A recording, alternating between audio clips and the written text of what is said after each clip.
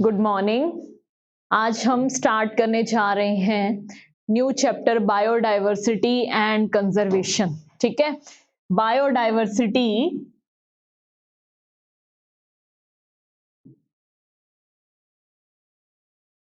Biodiversity and conservation.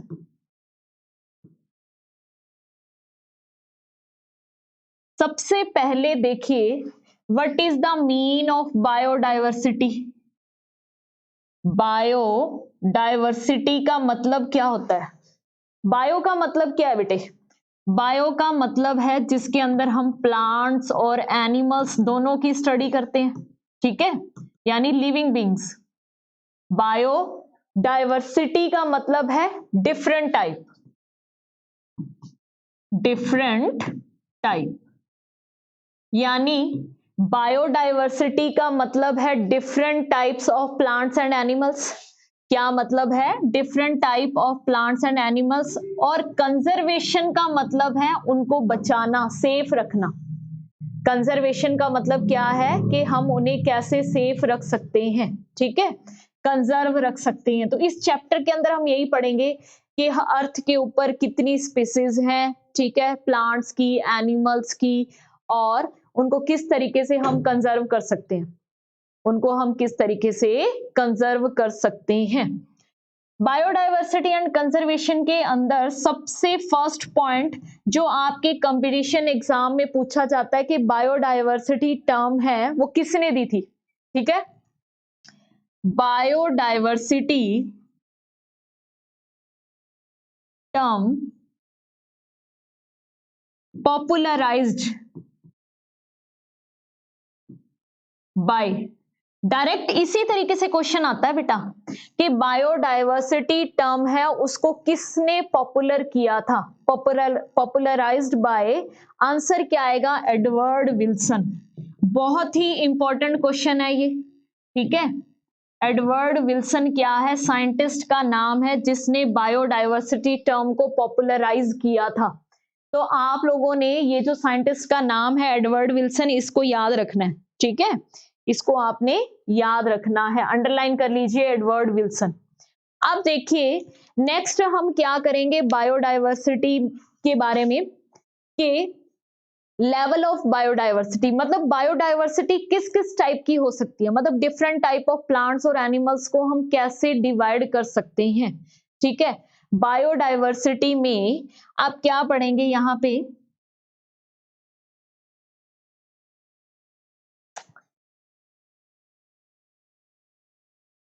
Types of biodiversity, types of biodiversity. 3 type की biodiversity है आप लोगों की। जेनेटिक बायोडाइवर्सिटी,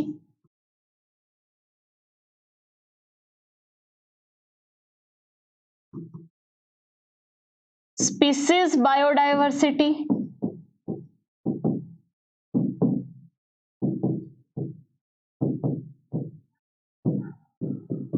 और क्या पढ़ोगे? Ecological biodiversity.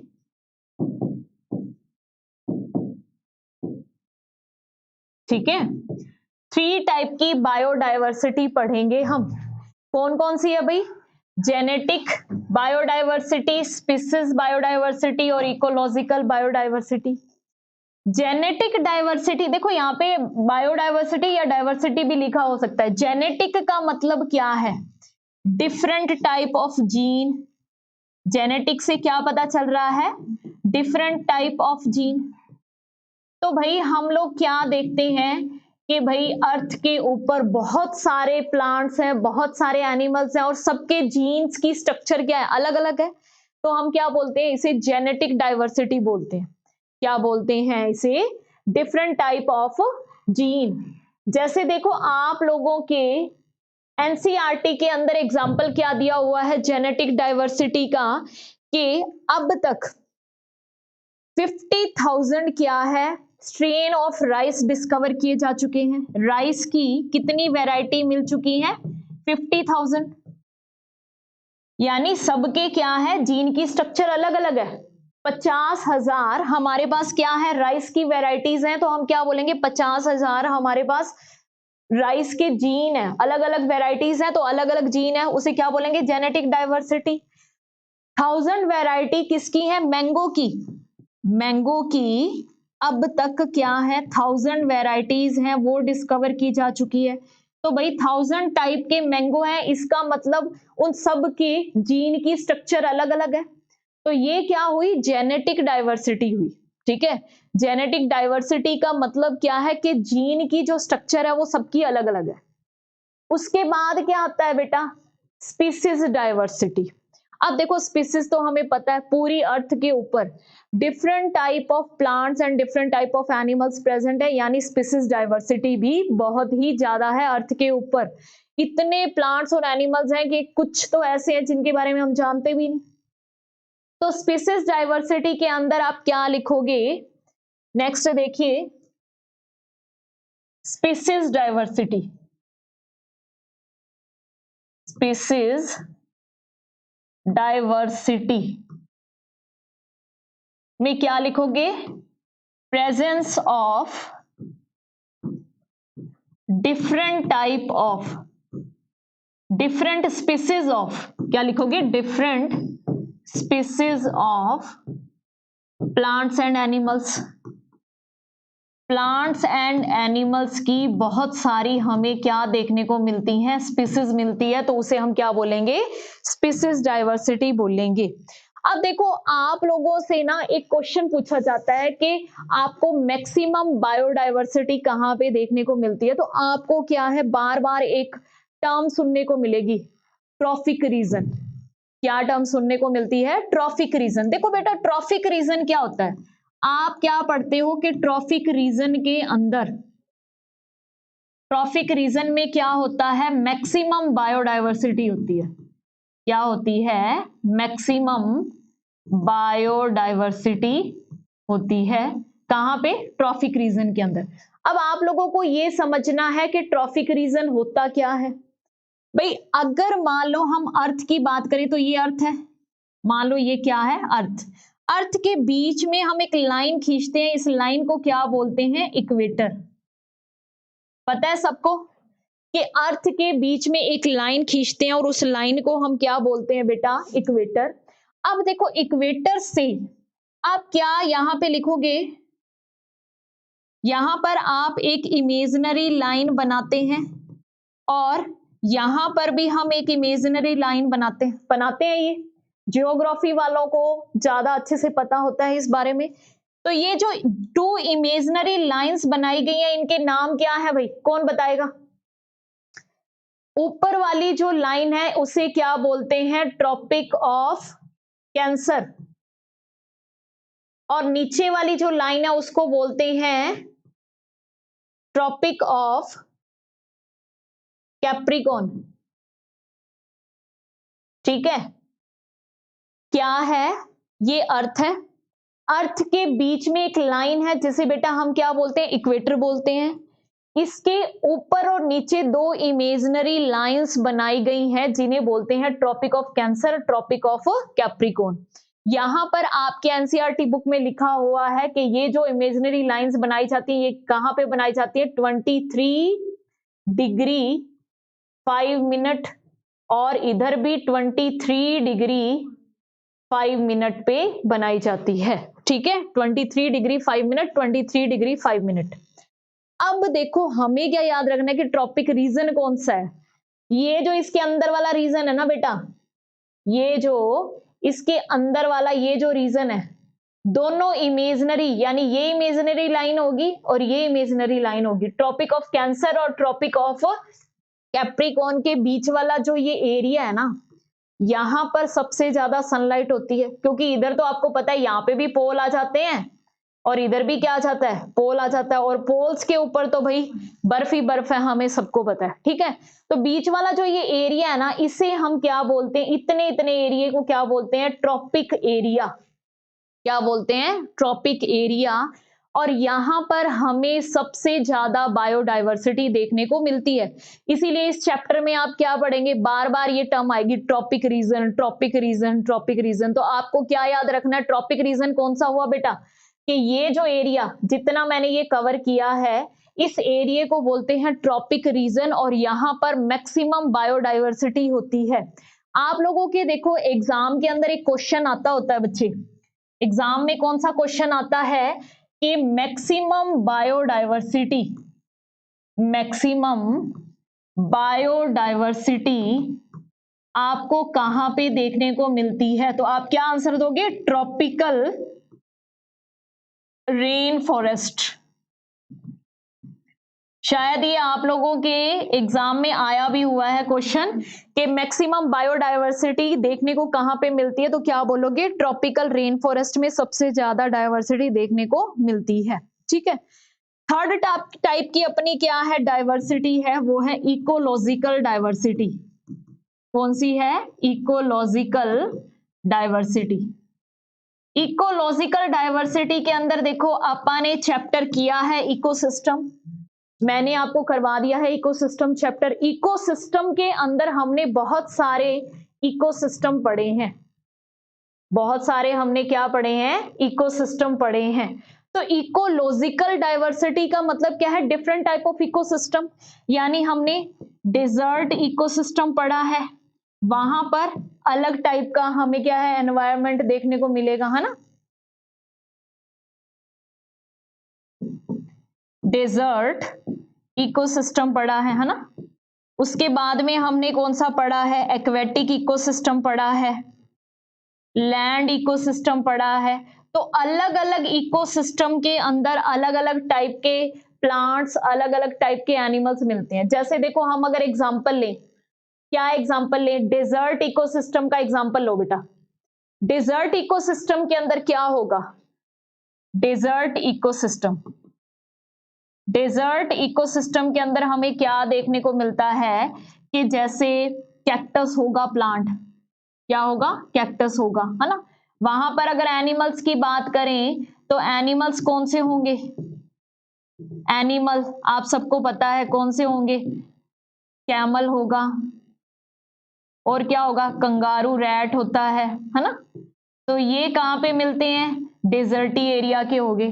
तो यहाँ पे देखो अपने को प्लांट भी अलग मिला है और एनिमल भी अलग मिला है।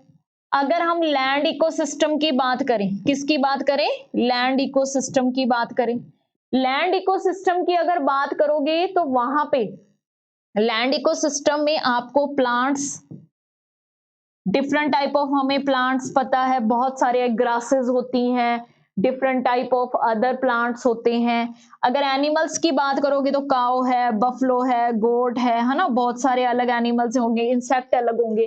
तो इसे बोलते हैं बेटा इकोलॉजिकल डायवर्सिटी, यानी इकोसिस्टम अलग अलग टाइप के हैं। क्या है, इकोसिस्टम है वो अलग अलग टाइप के हैं। नेक्स्ट देखिए, अब हम टॉपिक करते हैं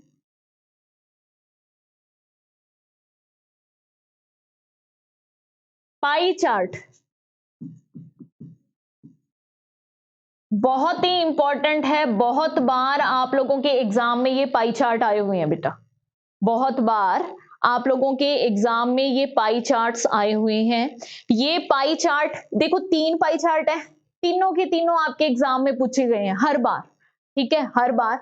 जैसे यहाँ पे ये पाई चार्ट एक्चुअली क्या बता रहे हैं, ग्राफ के थ्रू ये रिप्रेजेंट किया गया है कि अर्थ के ऊपर कहां कहां कितने प्लांट्स हैं, कितने एनिमल्स हैं, उनको डिवाइड किया गया, ठीक है।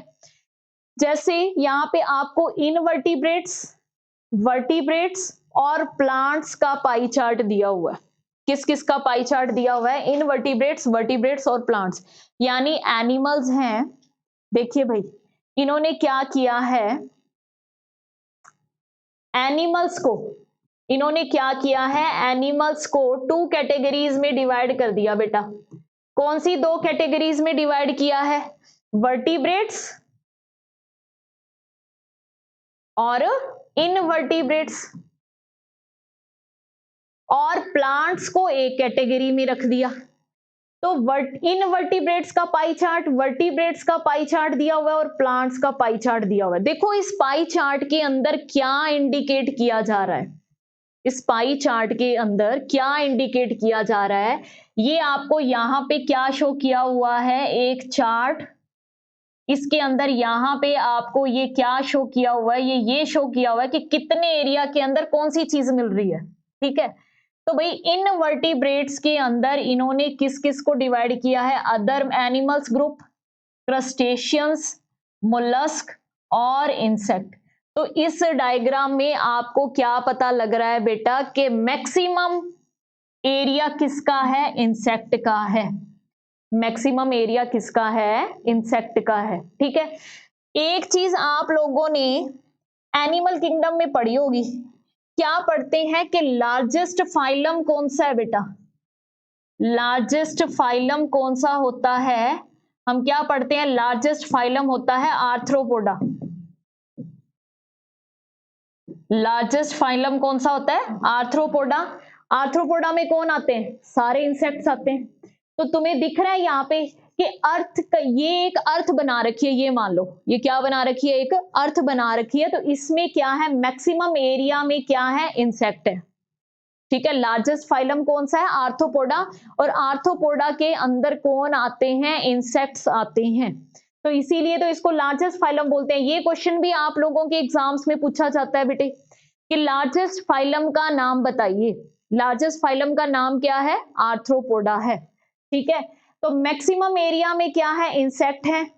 उसके बाद में उससे कम क्या है, मोलस्क है। मोलस्क से कम क्या है, क्रस्टेशियंस है। और ये क्या है, अदर एनिमल ग्रुप है। अब देखो क्वेश्चन क्या आता है, इस तरीके से आपको यूं पाई चार्ट बना के दे देंगे और यहाँ पे ऐसे यूं डिजाइन बना के दे दिया, यूं दे दिया, आपको कहेंगे यहाँ पे क्या आएगा, यहाँ पे क्या आएगा, ऑप्शंस दिए होंगे वो आपको मैच करना होगा। इस टाइप से क्वेश्चन आता है। ठीक है, वर्टिब्रेट्स में क्या दिया हुआ है, देखो वर्टिब्रेट्स, वर्टिब्रेट्स जिनके अंदर क्या है, बैकबोन, हम कहते हैं वर्टिबल कॉलम बनना शुरू हो जाता है। ठीक है, तो यहाँ पे 2 कैटेगरीज में डिवाइड किया है। इधर तो देखो बेटा, अब पहले आपको क्या करना है, एक पाई चार्ट लिया, क्या करना है, एक पाई चार्ट लिया और इस पाई चार्ट को बीच में से आपने डिवाइड कर दिया 2 पार्ट्स के अंदर। इधर वाला क्या है, फिशेस, यानी आधा पार्ट तो है मछलियों का, आधा पार्ट किसका है, मछलियों का। ठीक है, क्योंकि हम क्या कहेंगे, देखो भाई अगर आप इसको याद कैसे रख सकते हो कि भाई अर्थ पे हम क्या कहेंगे, सबसे ज्यादा पानी है, यानी फिशेस सबसे ज्यादा होंगी। उसके बाद में आपने बीच में से इसके 3 पार्ट्स कर देने हैं। इसमें देखो बर्ड्स वाला है और रेप्टाइल्स वाला है, ये तो बेटा है लार्ज। ठीक है, मैमल्स और एम्फीबियंस, ये बर्ड्स और रेप्टाइल से थोड़े छोटे हैं। एक चीज और याद रखनी है आपको कि जहां पर ये लिखा हुआ है ना, आपको वहीं पे लिखना है। ठीक है, यानी मैमल्स अगर यहां लिखे हुए हैं तो मैमल्स आप अपनी मर्जी से यहां पे नहीं लिख सकते, या अपनी मर्जी से यहां नहीं लिख सकते। मैमल्स मैमल्स की जगह पे आएगा, बर्ड्स यहां पे ही आएंगे, यानी ये वाला जो एरिया ये बर्ड्स का है, ये किसका है, रेप्टाइल्स का है, तो रेप्टाइल्स का रहेगा। ठीक है, और ये किसका है, एम्फीबियंस का है, ये किसका है, एम्फीबियंस का है, तो एम्फीबियंस का ही रहेगा। ठीक है, ये आपको याद रखना है। तो इनवर्टिब्रेट्स हो गए, वर्टिब्रेट्स हो गए, अब रह गए भाई प्लांट्स।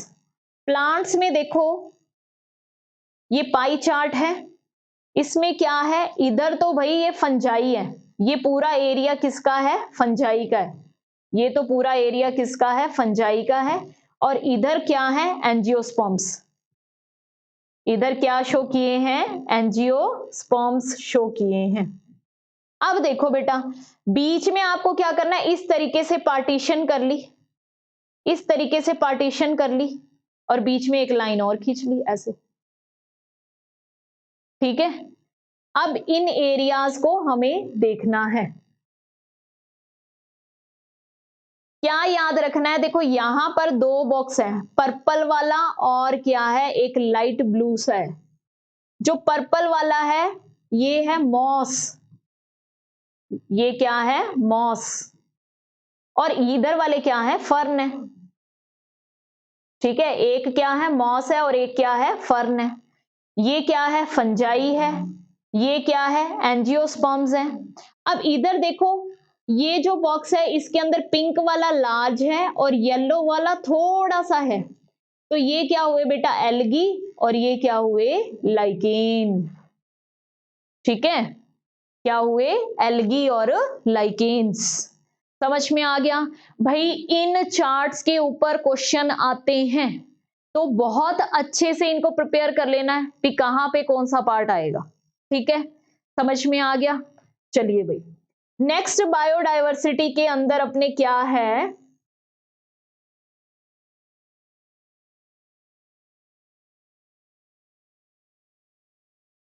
ये वाला देखिए, ये क्या दिया हुआ है स्पीसीज एरिया रिलेशनशिप। ये क्या दिया हुआ है स्पीसीज एरिया रिलेशनशिप दिया हुआ है।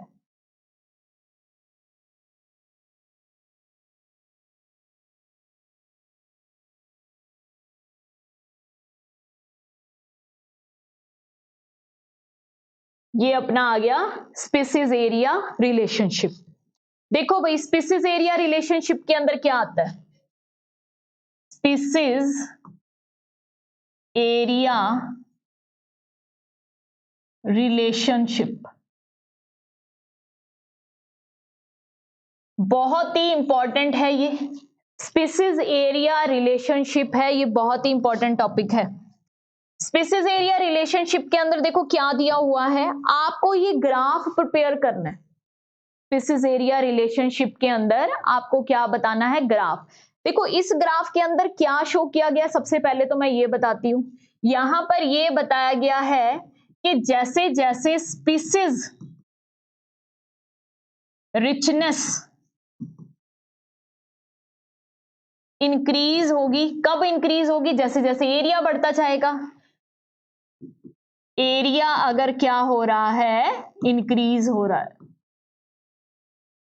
देखो भाई यहां पर क्या शो किया गया है, जैसे जैसे एरिया इंक्रीज हो रहा है वैसे वैसे स्पीसीज रिचनेस भी क्या हो रही है इंक्रीज हो रही है। इस ग्राफ में ये शो किया है। इधर देखो बेटा क्या शो किया गया है, इधर शो किया गया है एरिया, इधर शो किया है स्पीसीज रिचनेस। ठीक है, एक तरफ क्या है एरिया है और एक तरफ क्या है, ये एरिया दिखा रखा है, ये स्पीसीज रिचनेस। जैसे जैसे एरिया बढ़ता जा रहा है वैसे वैसे स्पीसीज रिचनेस भी बढ़ती जा रही है। ठीक है, जैसे इसका एग्जांपल हम किस तरीके से ले सकते हैं कि मान लो हम किसी एक एरिया को चूज कर लें, अपने इसी एरिया को चूज कर लो और हम बर्ड्स को काउंट करना शुरू कर दें या फिर एनिमल्स को काउंट करना शुरू कर दें, तो हम क्या देखेंगे भी यहां पर, यहां से हम निकले तो पहले हमें 2 डॉगी मिल गए, फिर हम थोड़ा सा आगे गए तो हमें काऊ मिल गई, काऊ मिलने के बाद थोड़ा सा आगे गए तो हमें एक हॉर्स मिल गया। ठीक है, फिर उसके बाद हम आगे गए तो हमें एक गोट मिल गई, थोड़ा सा और आगे गए तो फिर से हमें काऊ मिल गई। यानी कि पहले तो क्या होता है, देखो बेटा ये वाला ग्राफ बता रही हूं, हमने छोटा एरिया चूज किया है। पहले तो क्या होता है कि जैसे जैसे एरिया बढ़ता जा रहा है वैसे वैसे स्पीसीज रिचनेस भी बढ़ती जा रही है। जैसे जैसे एरिया बढ़ता जा रहा है वैसे वैसे स्पीसीज रिचनेस भी बढ़ती जा रही है, लेकिन एक लिमिट तक, उसके बाद ये क्या है कांस्टेंट हो जाती है, फिर रिपीट होने लग जाएगी। तो ये ग्राफ है, ये क्या शो कर रहा है कि ये ग्राफ किस लिए है भाई, ये इक्वेशन क्या है s इज इक्वल टू सी ए की पावर जेड। ठीक है, इक्वेशन क्या दी हुई है s इज इक्वल टू सी ए की पावर जेड।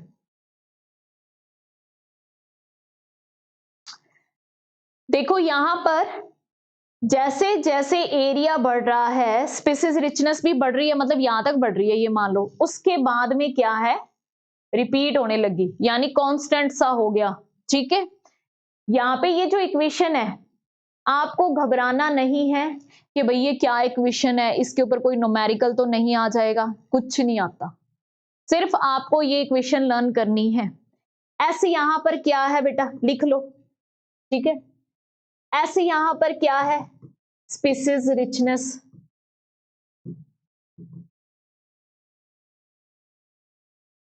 सी यहां पे क्या है, वाई इंटरसेप्ट। वाई इंटरसेप्ट क्या होता है भी, मान लो कोई लाइन है वो इसको कट करती है, जैसे फिजिक्स में हम पढ़ते होते हैं इंटरसेप्ट वगैरह ना, एक्स एक्सिस वाई एक्सिस को कट कर रहा है, कुछ इस टाइप से होता है। तो आपको कुछ प्रिपेयर करने की जरूरत नहीं है, क्योंकि कौन सा इस पे न्यूमेरिकल आना है आपसे, तो डायरेक्ट क्वेश्चन पूछा जाएगा। 2 क्वेश्चन बनते हैं इसके ऊपर। क्या, इस ग्राफ को क्या बोलते हैं, इस ग्राफ को क्या बोलते हैं, हाइपरबोला ग्राफ होता है ये। कौन सा ग्राफ होता है, हाइपरबोला ग्राफ होता है। और दूसरा लॉग स्केल पे इसकी क्या इक्वेशन होती है, ठीक है। और या फिर अगर आप लोगों से क्वेश्चन पूछा जाएगा तो स्पीसीज एरिया रिलेशनशिप किसने दिया था, किसने दिया था, ठीक है, वो हम लिख लेंगे। बस ये आपके क्वेश्चन बनते हैं और इसके ऊपर क्वेश्चन नहीं बनते। तो यहां पर सी क्या है, वाई इंटरसेप्ट है, ए क्या है, एरिया, और जेड क्या है, स्लोप ऑफ ग्राफ या slope of line. Slope of line का मतलब क्या है कि ये ग्राफ किस तरीके से जा रहा है। स्लोप ऑफ लाइन का मतलब क्या है कि ये ग्राफ किस तरीके से जा रहा है, उसे हम क्या बोलेंगे, स्लोप ऑफ लाइन बोलेंगे, ठीक है। बात समझ में आ गई। एस क्या है, स्पीसीज रिचनेस, सी क्या है, वाई इंटरसेप्ट, ए क्या है, एरिया, जेड क्या है, स्लोप ऑफ लाइन है। तो भाई ये वाला जो ग्राफ है, ये वाला जो अपन ने ग्राफ किया है, ये क्या है, स्मॉल एरिया के लिए है, छोटे एरिया के लिए। यानी मान लो हमने बठिंडा चूज कर लिया, बस वहीं के लिए है, ठीक है। ये कहां के लिए है, ये स्मॉल एरिया के लिए है, ये ग्राफ स्मॉल एरिया। अगर अब हम क्या है, लार्ज एरिया चूज कर ले, अगर हम क्या है, लार्ज एरिया चूज कर लें, लार्ज एरिया का मतलब क्या है भाई, आप इंडिया की बात करो या एशिया की बात करो, भी एरिया बड़ा कर लिया, तो भाई आपको ग्राफ मिलेगा स्ट्रेट लाइन। आपको ग्राफ क्या मिलेगा, स्ट्रेट लाइन। इसका मतलब क्या है, जैसे जैसे एरिया बढ़ता जा रहा है, स्पीसीज रिचनेस भी बढ़ती जा रही है, क्योंकि आप क्या है, इंडिया में, एशिया में, कहीं पर भी चले जाओ, आपको अलग अलग टाइप के क्या है, प्लांट्स, एनिमल्स की स्पीसीज देखने को मिलेंगी, ठीक है। तो ये 2 ग्राफ इकट्ठे देने का मतलब है, ये स्मॉल एरिया के लिए, ये लार्ज एरिया के लिए, इसे लॉग स्केल पे शो किया गया है। इसे क्या बोलते हैं, लॉग स्केल। ये जो स्ट्रेट लाइन है इसे क्या बोलते हैं, लॉग स्केल बोलते हैं, जो लार्ज एरिया के लिए ग्राफ बनाया गया है, ठीक है।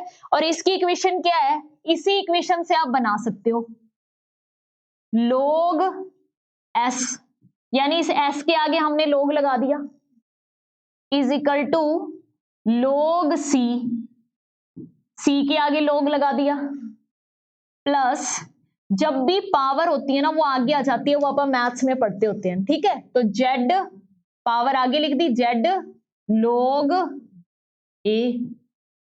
समझ में आया। ये इक्वेशन भी आपसे डायरेक्ट इक्वेशन पूछी जाती है कि स्पीसीज एरिया रिलेशनशिप की इक्वेशन लिखिए, ठीक है। तो आप क्या लिखोगे, log s is equal to log c plus Z log a, ठीक है। ये क्या है, लार्ज एरिया के लिए है, मतलब इसके आगे कुछ नहीं है, log लगाते जाओ, ओके। और ये सिंपल है, इसी से आप बना सकते हो, log s is equal to log c plus Z log a। ये लार्ज एरिया के लिए, ये स्मॉल एरिया के लिए, ओके। इस ग्राफ का नाम, ग्राफ सबको समझ में आ गया, ठीक है। इस ग्राफ का नाम लिखेंगे बेटा, क्या है, रेक्टेंगुलर हाइपरबोला। इस ग्राफ का नाम क्या होता है, रेक्टेंगुलर हाइपरबोला। जैसे यूं क्वेश्चन आ जाता है कि स्पीसीज एरिया रिलेशनशिप की जब हम बात करते हैं, किसकी बात करेंगे, स्पीसीज एरिया रिलेशनशिप में, स्पीसीज एरिया रिलेशनशिप, जब स्पीसीज एरिया रिलेशनशिप हम टॉपिक पढ़ते हैं तो उसके अंदर जो ग्राफ आता है, हमें जो ग्राफ मिलता है उस ग्राफ का नाम क्या है, ठीक है। आपसे जो ग्राफ पूछा जाता है उस ग्राफ का नाम क्या है, तो क्या लिखोगे, रेक्टेंगुलर हाइपरबोला, क्या ग्राफ होगा? रेक्टेंगुलर हाइपरबोला ग्राफ इस ग्राफ को बोला जाता है। ओके, एक और यहां पे लिखेंगे कि स्पीसीज एरिया रिलेशनशिप के बारे में किसने बताया था? अलेक्जेंडर